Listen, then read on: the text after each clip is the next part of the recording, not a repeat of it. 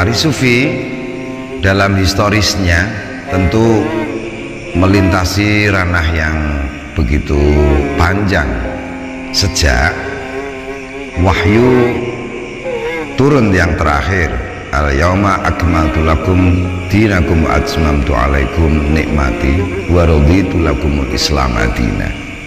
Saat itu sahabat sangat bersedih karena tahu bahwa ayat terakhir turun bagian dari saat-saat perpisahan dengan orang yang paling dicintainya, yakni Rasulullah Sallallahu Alaihi Wasallam. Di tengah begitu nyeri dalam hati para sahabat, Rasulullah SAW bersabda, yuhsyarul mar'u ma'aman ahabba. Besok di akhirat orang akan dipertemukan dengan siapa yang lebih dicintainya. Tidak ada saat Rasulullah bersabda seperti itu yang gembiranya melebihi saat itu.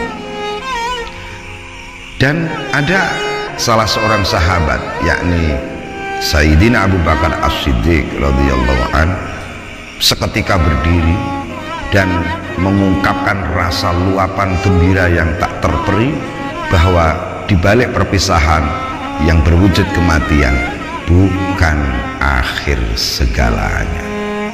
Dan Sayyidina Abu Bakar menari di depan Rasulullah sampai terjuntai jubahnya. Inilah sanad yang kemudian dipetik oleh Syekh Maulana Jalaluddin Ar-Rumi dari Turki, Konya itu, dan petikan ini disebut beliau sebagai sunnah takririah. Artinya Rasulullah tidak melakukan, Rasulullah tidak memerintah, namun menyaksikan apa yang dilakukan Sayyidina Abu Bakar. Hal ini menyangkut tahkim, diperkenankan. Dan itulah sejarah kemudian Syekh Maulana Rumi adalah nasab yang keenam dari Sayyidina Abu Bakar As-Siddiq, dan Syekh Maulana Rumi punya nasab turun keenam lagi kepada Syekh Hisham Kabani, juga mertuanya Syekh Nazim Haqqani dari Thariqah Naqsabandi di Amerika yang aslinya Siprus.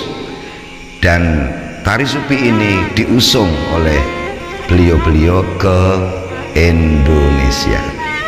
Dan di Indonesia saya mengenal namanya Kang Aat, yang semula itu bandar narkoba yang juga pengguna.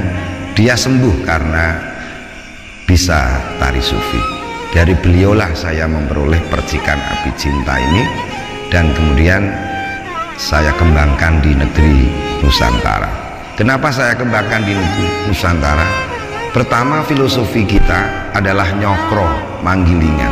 Hidup itu bagai roda berputar, dan putaran ini adalah selaras dengan semesta ke kiri dan diminiaturkan sebagaimana tawaf.